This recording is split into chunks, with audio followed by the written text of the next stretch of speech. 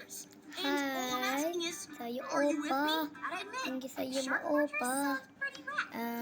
Dia nak buat ni. Okey. Jom kita buat sekarang.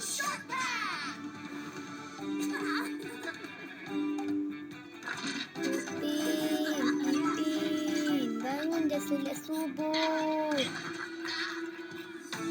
Tolong bangun dah solat subuh. Lepas tak larat dah ni.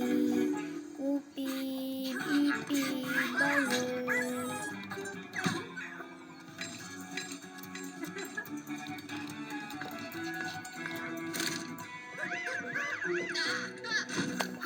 Asal Upin dan Ipin cabut tai lala Opa dekat pipi Opa.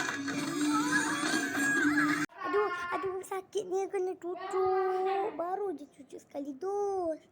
Aduh, doktor jangan cucuk sekali. Aduh sakitnya. Apa? Tujuh dos? Terima kasih doktor. Boleh pergi mana-mana kau guys. Dilarang keluar. Assalamualaikum murid-murid. Sekarang cikgu nak cakap pasal COVID-19, dilarang mengeluar dan memegang kawan. Siapa yang memegang kawan akan didenda di dinding sekolah percernaan. Ya? Assalamualaikum. Nak pintu ni. Jomlah kita balik.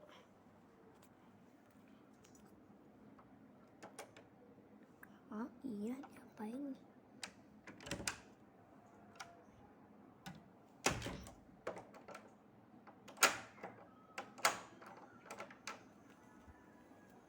Iya, di mana pintunya?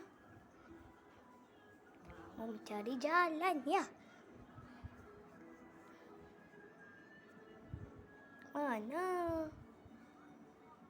Oh, di sini. Oh, di sini ya? Kenapa pintu masih kunci? Kunci ya?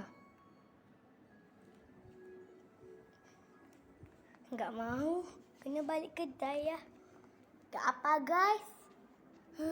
Enggak boleh di jalan ya. Tak apa, aku duduk di sini ya. Bye. Bye. Mama,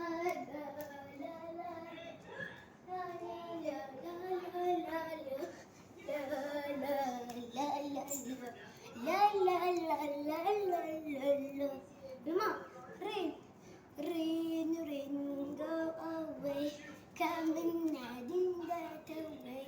Dia, want you play? Rain, go away. Wah, dia sudah pergi ya.